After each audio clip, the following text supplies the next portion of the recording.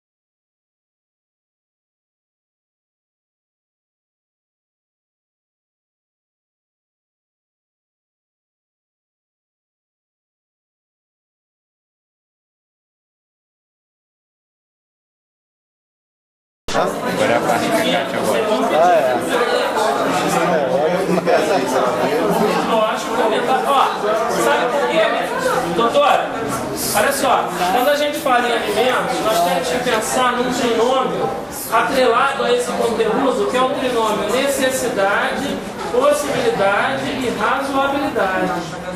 Se alguém necessita e tem um vínculo de parentesco com aquele que pode, o juiz vai determinar que seja pago. E aí, dentro de uma razoabilidade, um valor justo. Ah, mas a justiça do mundo ela não é justa como a justiça de Deus, né? Com certeza não. Se você falar mal da justiça de Deus, eu vou brigar com você. Agora, no nome, eu vou te apoiar, porque realmente acontece muita injustiça. Professor, nessa Vou para o campo das possibilidades, do improvável. parece que acho que o direito, mas porém não é moral. Não, direito, dever, jurídico e moral. Aí nessa situação é moral, direito é moral.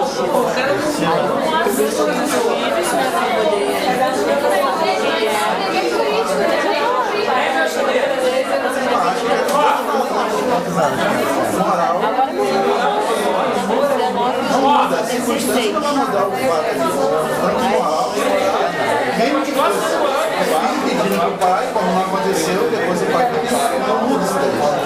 Acho que a lei não vai enxergar. Seria imoral se os filhos tivessem pedido ao pai e os filhos tivessem pedido.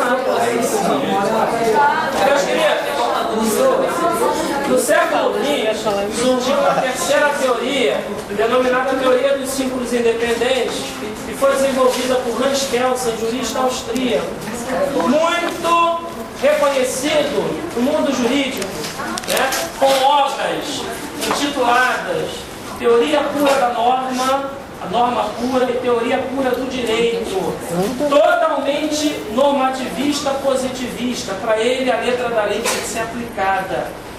Né? Então, para ele, na sua opinião, direito e moral são totalmente independentes, não tem qualquer relacionamento. Não há moral no direito, e se há, é direito, não é moral, não é chamado de moral. Vocês devem ter lido a tridimensionalidade do direito, não leram? E aí viram que Reale encara o direito como se fosse um fenômeno jurídico. Sendo esse fenômeno jurídico visto sob 3 dimensões: a dimensão fática, a dimensão normativa e a dimensão axiológica. Significa dizer que para Reale direito é fato, valor e norma. Para Hans Kelsen, a visão é unidimensional, o direito é somente norma. É norma, então cabe-nos, como jurista, analisá-lo. É fato? Não, quem tem que analisar o fato não somos nós juristas, é um antropólogo, sociólogo. É valor? Quem tem que analisar o valor são os moralistas, idealistas, filósofos. Então, para Hans Kelsen, o que importa é a norma. Então, por isso, teoria pura da norma, o direito puro. Então, nesse sentido aqui, ó, o pensamento positivista, ele vai aplicar a letra da lei. E existem magistrados com pensamento positivista. Vocês têm um caso na aula 4, vocês, quem já analisou, já viu, vai lembrar. É da Madalena. A Madalena, ela tem 19 anos. 3 filhos, né? E a empregada doméstica ganhando um salário mínimo para sustentar essas 3 boquinhas. E ficou grávida do quarto. E aí ela pensou, caramba, não vai dar, mas esse não vai dar. E, né, e fez amor. E aí o que o juiz fez? Condenou a Madalena a 3 anos de prisão. Será que todo juiz condenaria a Madalena? Não. Com certeza, determinados outros juízes analisariam as circunstâncias. E aí talvez nem condenariam a Madalena. Né? Lembra no caso dos exploradores de caverna? Teve um que disse assim, mas ali é uma sociedade à parte, eles criaram um vínculo através de um contrato, estavam ali buscando a realização do maior direito natural que nós possuímos, que é a vida, estado de necessidade. Quantos operários morreram para salvar a vida deles? Por que eu vou condená-los? Né? Agora o outro não, o outro diz assim, homicídio é crime? Está na lei? Tá. Qual é a pena? Então, já era. Vão mortos. Vão ser mortos, condenados à morte. Mandei todos eles para fora. Vamos analisar, ó. Madalena, 19 anos, 3 médica sem qualquer estudo, fez o aborto. Agora vamos pensar aqui, ó, Simprônia, 19 anos, já estudando um curso superior, mora numa cobertura triplex de frente para a Praia da Barra, ficou grávida do namorado e praticou o aborto. E aí? As duas estão erradas. São casos. Não, as duas estão erradas, sem sombra de dúvida, porque o aborto é crime. Mas as circunstâncias de um caso são diferentes das circunstâncias do outro. Só a Madalena que vai ser presa. Só porque o social é diferente. Mas a Madalena podia também. Dependendo da discussão do líquido. Teve uma colega de uma outra turma, desculpa a expressão, mas foi exatamente o que ela falou em sala de aula. Não abrisse as pernas, né? Ou então usasse. Foi essa expressão. Não usasse camisinha, usasse camisinha, usasse comprimido. Mas olha só, tem o placebo, não tem? Já ouviram falar no placebo? Houve um laboratório aí, farmacêutico, que criou um remédio que não era remédio. As pessoas tomavam e engravidavam. A camisinha não pode estourar? Preservativo? Pô, lógico que pode. É difícil? Mas pode, gente. Eu não estou aqui justificando um ato que é imoral. Que é o aborto, é um ato imoral. Eu não estou justificando o aborto. Eu estou querendo que vocês pensem, porque futuramente os senhores doutores serão magistrados. Então, como magistrado, vocês vão estar diante dessa situação. E aí não podem dizer como magistrado lá do livro que diz assim, ó, isso aí é muito pra mim, não vou julgar isso não, estou fora. Não quero meter a minha cumbuca nisso aí não. Porque o magistrado, diante do caso, ele tem que solucioná-lo. E vocês vão se deparar com isso. Eu ia morar com a Madalena na cobertura. Claro. Não, a outra mora na cobertura na Barra. O quê? O quê?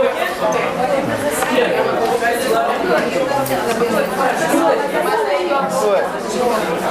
Não, Morar com a Madalena. olha só, rapidinho. A referência legislativa lá, no caso, é o artigo 240.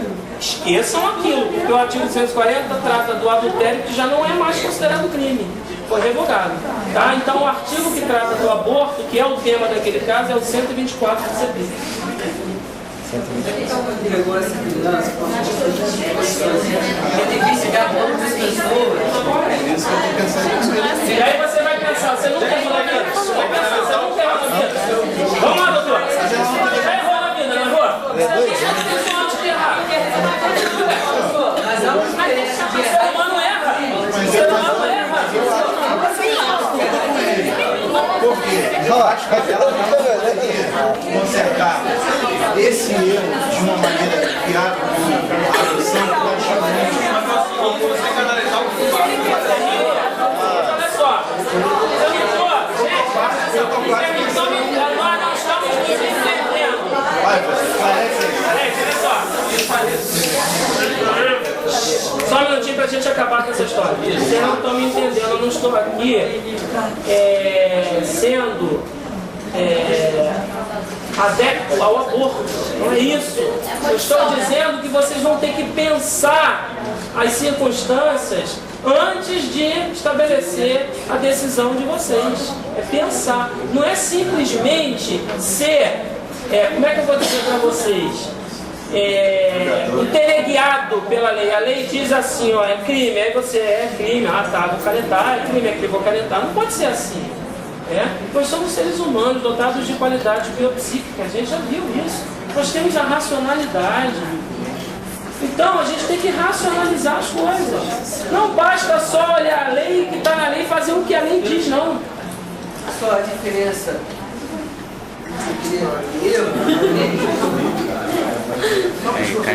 Nem todo erro é erro. Porque todo crime é erro. No caso ali, já aconteceu. Mas voltemos aqui, ó. A quarta teoria. Vamos lá, rapidinho. Vocês estão me enrolando. Ó. Paulo Nader trata de teoria dos círculos em número de 4 e coloca a teoria do mínimo ético como se fosse a quarta teoria e não dá nenhuma representação gráfica para ela. Se vocês estiverem analisando o texto de Reale coloca essa teoria como complemento da primeira. Então ele trata em 3 teorias. Porque a primeira ele chama de concêntricos e o mínimo ético e apresenta a mesma representação gráfica lá dos concêntricos. Então, pensamento um pouco divergente na tratativa desse conteúdo. Agora, fato é que a teoria do mínimo ético, desenvolvida por George Jelinek, que foi um politicólogo alemão, estudioso da política, no século XIX, é resumida apenas em uma frase, que ele diz assim, ó, o direito representa um mínimo de moral declarado obrigatório para que uma sociedade possa atingir o seu bem-estar. O direito representa um mínimo de moral declarado obrigatório para que uma sociedade alcance o seu bem-estar. Para que uma sociedade alcance o seu bem-estar. O direito representa um mínimo de moral declarado obrigatório para que uma sociedade alcance o seu bem-estar. Essa frase resume a teoria do mínimo ético. E nós temos que entender que o bem-estar da coletividade, para ele ocorrer na visão de George Jelinek, é preciso que o direito tenha um mínimo de moral. Então, na realidade, todo direito vai ter conteúdo moral. Sem esse conteúdo mínimo de moral, o bem-estar não vai ocorrer. Isso é fato, né, gente? Por isso que a gente está aqui trabalhando a ética, porque a sociedade sem ética, a gente vai ter muita dificuldade. Peguem aí os exercícios da aula 12 para a gente corrigir. 12? Aula 2.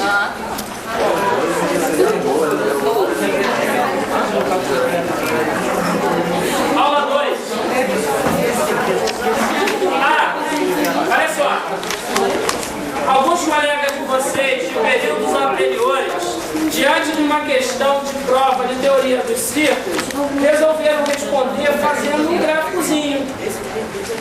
Na teoria dos círculos concêntricos, aí coloca o círculo maior do direito, da moral, e dentro desse, o menor, representando o direito. Estaria respondendo a questão? Não, isso aqui é uma mera representação gráfica, isso não responde a questão.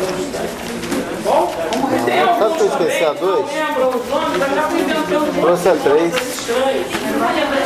Então é bom saber o nome da teoria, o nome do que desenvolveu, quando foi desenvolvida e o pensamento teórico. Caso concreto. Aula 2, caso 2, peguem aí, por favor. Porque aí eu consigo responder, aí eu salvo. Clico ali do lado. Porque o som tá abrindo, né? Podemos responder?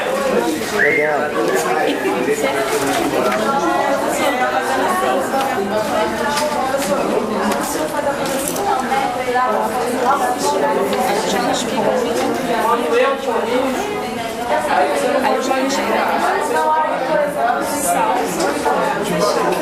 depois eu envio. Aí eu vou imprimir. Eu criei uma pasta e vou jogar no lado e vou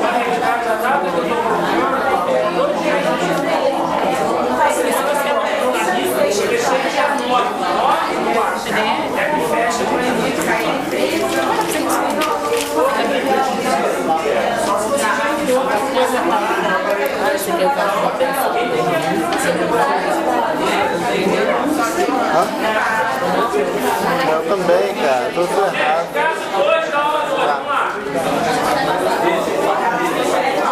Tiago Souza, menor de idade, recorre à justiça requerendo alimentos em face de seus avós. Na oportunidade, a justificativa para tal pedido fez que teriam esses avós melhores condições financeiras do que os pais. Porém, a justiça negou o pedido de alimentos requerido contra os avós, porque com base no artigo 1698 do Código Civil de 2002, não ficou demonstrada a impossibilidade dos pais prestarem assistência ao filho menor. Alegou o juiz que a responsabilidade pelos alimentos é, em primeiro lugar, dos pais e filhos, e secundariamente dos avós e ascendentes em grau anterior, desde que o parente mais próximo não possa fazer. Nesta mesma direção, a revista jurídica Consulex, reconhecida no mundo jurídico, ano 8172, de 15 de março de 2004, já informava que a responsabilidade de avós é complementar, valendo apenas nos casos em que os pais não estiverem em condições financeiras de prestar essa assistência alimentar ao filho. Lógico, né? Na realidade, a pessoa precisa. Se o pai não pode, quem vai alimentar? Os avós. Né? O que não pode acontecer é pular as esferas. Eu não posso deixar de pedir ao pai para pedir ao avô diretamente. Primeiro eu tenho que pedir ao pai, provar ao juiz que o pai só pode me dar X e eu preciso de Y, ou que ele não pode me dar nada. Para eu então poder pedir tudo aos avós, ou então aquele complemento aos avós. Diversos autores formularam teorias que buscam enfrentar um dos problemas mais complexos da ciência do direito, as diferenças entre a moral e o direito que caracterizam os sistemas da moral e do jurídico. A solidariedade sempre foi considerada uma das características marcantes das relações familiares, seu verdadeiro alicerce. Qual das teorias do ciclo se aplica ao caso em questão? Fundamentalmente no que se refere à obrigação de prestação de alimentos pelos pais e pelos avós. Então, analisando as 4 teorias, qual é a que mais se adequa ao caso e à nossa situação atual? Teoria dos ciclos secantes. Tá? E aí, na resposta, a gente vai ter que dizer quem desenvolveu, quando foi desenvolvida e o pensamento teórico. Tá? São os 4 itens que nós dissemos que precisam ser conquistados. Ok, meus queridos? Se for uma questão de prova, o Titi vai dar o ponto total se a resposta tiver assim: teoria dos círculos secantes, desenvolvida por Clodomiro Pasquet no século XIX, que explica que o direito e a moral são partes autônomas e independentes da ética, tendo um ponto em comum. Estaria fechada a resposta. Eu também estou com medo deles. Estou com medo deles.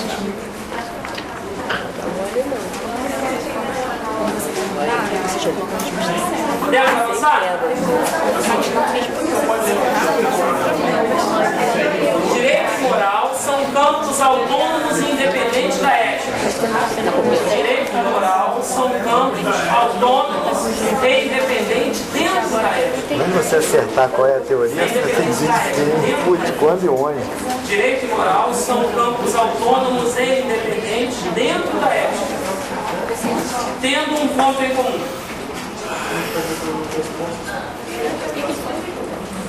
Moral, não sei o resto. Foi? Dentro da ética, tendo um ponto em comum. Direito moral. São campos autônomos e independentes dentro da ética, tendo um ponto em comum. Independente. Tendo um ponto em comum. Entende como Não, essa é podemos agora. passar? Aquele? Meus queridos, a segunda pergunta é uma pergunta genérica.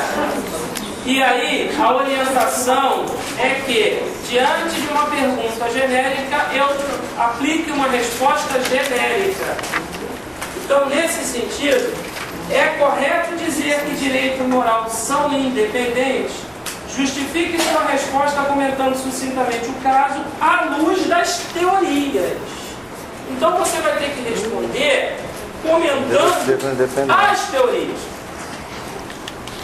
Então, eu preciso falar de todas? Não. Basta que eu fale somente do ponto e o contraponto. Então, é correto dizer que direito e moral são independentes? Para o pensamento de Hans Kelsen, através da sua teoria dos ciclos independentes, direito e moral não tem qualquer relacionamento, portanto estaria correto. Entretanto, para o pensamento de Jeremy Bentham, através da teoria dos círculos concêntricos, o direito é totalmente dependente da moral, por isso estaria errado. Perceberam? Né? Então eu estou fazendo o ponto, que é o que diz que está certo, e o contraponto, que é o que diz que está errado. E a resposta estaria valendo a pontuação total aí. Não, você não precisa comentar as três, basta você comentar a teoria do simples independente Eu grava todo. É porque para uma é correta, e para essa está errada. Pronto, sim ou não? Tá, orientação para efeito de prova. Eu não sei se já falei, e eu tenho a ligeira impressão, eu falo tanta turma, que eu já falei várias vezes, eu não sei se já falei aqui. Mas se eu não falei, ótimo, eu vou estar dando orientação pela primeira vez. Se eu falei, estou repetindo. Repetir é sempre bom, porque a gente vai acabar absorvendo, né? Numa questão de prova, seja institucional ou de concurso, que caiba uma resposta sim ou não, nunca se posicione no início. Já falei isso para vocês? Então, a posição é sempre no final. Por quê? Você obriga o examinador a ler toda a questão e a talvez pontuar em alguma coisa a questão, mesmo que o posicionamento seja errado. Tá? Então, não sei se vocês perceberam, eu fiz assim. Eu me posicionei no final, aplicando o primeiro pensamento teórico. Então, é correto afirmar que direito e moral são independentes? Para a teoria dos círculos independentes de Hans Kelsen, o direito é totalmente independente da moral, por isso estaria correto. Entretanto, para a teoria dos círculos concêntricos de Jeremy Bentham, o direito depende totalmente da moral, ele está dentro da moral, então estaria errado. Então, o posicionamento foi no final. Bom, dúvida acerca desse caso? Não? Então, passando ao caso 1. Da vida. Tema função social do direito. O caso 1 pulou, o caso 2 vem na frente? Eu não vou ler o caso para poupar tempo, até porque o caso não tem nada a ver com as perguntas. Tá? Então eu vou ler diretamente as perguntas. O caso 1 que está falando? O que é o direito? É possível definir o termo direito de maneira homogênea e definitiva? Sim ou não? Não, por quê? Não sempre no final, tá? Ah, olha só. Olha o que o nosso futuro doutor disse ali como fundamento do programa. O direito tem várias acepções, vários significados. Então, aquela aula de definições e acepções da palavra direito vai servir para a gente aqui nessa primeira pergunta. Então, o que é o direito, meus queridos? Mais ou menos assim a nossa resposta. Ó. O direito é norma, regra e disciplina a vida em sociedade, chamado de direito positivo. O direito também é poder, pretensão de exigir uma conduta alheia, chamada direito subjetivo. O direito é o ordenamento concretizado através das normas exclusivamente jurídicas, chamado direito positivo. Vimos então que o direito possui vários significados. Por isso podemos concluir que o direito não pode ser definido de maneira homogênea e definitiva. Está respondida a questão. Tem mais nada. É simples. Ainda bem que eu gravei. Ainda bem que eu gravei, ó. Você também, né? Queridos, olha só. O que é o direito? Vocês vão dar 3 significados da palavra direito e com isso vocês vão poder concluir que o direito não pode ser definido de maneira homogênea e definitiva. Só isso. Não tem mistério. Você tá só não. O direito não pode ser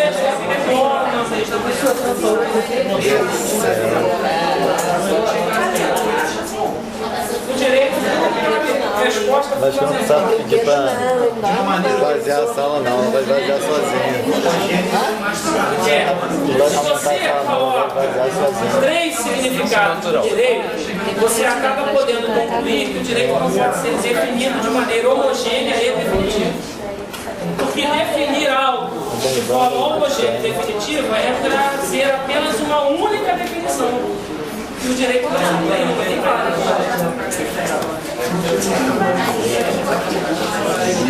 Você enrola. Podemos passar? Não passar dessa para melhor. Esse é concreto para 2 e 2 aqui?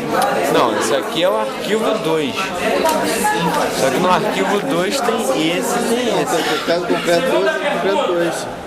Nessa segunda pergunta, o examinador apresenta a vocês 4 funções sociais do direito. E ele quer que vocês identifiquem o significado da palavra direito aí, para poder vocês identificarem que o direito vai atingir todas essas funções. Né? Então tá lá, ó. Seria o direito mero instrumento de controle social e organização? Organização para manter a ordem fica meio redundante, né? Ou seria o direito um instrumento de proteção e defesa da pessoa e de transformação social? E aí vamos analisar o direito enquanto norma. O direito é norma ou regra que disciplina e organiza a vida em sociedade, atribuindo limites à ação de cada um dos seus membros. Então é a norma de direito que proporciona às pessoas os direitos subjetivos e os deveres jurídicos. E aí, nesse sentido, vai controlar a sociedade, porque vai estar dando direitos e deveres, limitando, vai organizar a vida social, como também vai ser um instrumento de proteção e defesa da pessoa e vai transformar a vida em sociedade. Então são 4 funções sociais atingidas pelas normas de direito. Então seria esse um conteúdo plausível para uma resposta nossa nessa questão. Essa resposta? Todas? Não, não tem que dar essa resposta toda. Estou dando um direcionamento. Tá? É que vocês aqui precisam identificar que o direito ele controla a sociedade, que o direito organiza a vida social, que o direito é um instrumento de controle, de proteção e defesa, e que o direito transforma a sociedade. Então, meus queridos, olha só. Vocês já ouviram falar no Código de Defesa do Consumidor, não ouviram? Então, é uma legislação, uma norma de direito que vai proteger a pessoa do consumidor. Por quê? Ele está inserido numa relação que, por si só, é desequilibrada, tende para um lado, que é o lado mais forte. Então, aí o legislador cria uma norma que vai trazer direitos visando a proteção e defesa da pessoa do consumidor nas relações consumeristas. Então, é um instrumento de defesa da resposta. Vamos pegar a Constituição de 88. A Constituição trouxe uma série de transformações sociais. Estado democrático de direito, princípio da dignidade da pessoa humana, que é levado em consideração em diversas situações, igualdade. Então, uma série de mudanças. Vamos pegar uma outra legislação importante, o Estatuto da Mulher. Tadinha das mulheres, eram totalmente submissas. Veio o Estatuto da Mulher por uma revolução criada pelas mulheres e passou a considerar a mulher como dona de si mesma. Ela não tinha um dono exercendo um poder sobre ela. Ela era a dona de si mesma. Então ela passou a ter capacidade, passou a ter legitimidade, passou a poder exercer os seus próprios direitos. Olha a sociedade sendo transformada. Vamos pegar um outro exemplo, a Lei Maria da Penha. As mulheres antes sofriam lesões morais, né, físicas dos maridos e ficavam quietinhas. Hoje sofrem algumas, mas muitas delas vão lá reclamar. O que antes não acontecia, através de pesquisa feita, hoje as mulheres já vão direto lá. Inclusive já dizem assim, ó, se encostar em mim eu vou te denunciar pela Lei Maria da Penha. É igual o de menor, eu sou de menor. Quem sabe que de menor ele pode ser preso. Conhecem a legislação. Né? Então, o direito ele vai transformar a vida da sociedade e ele vai ser um instrumento de proteção e defesa da pessoa. Vai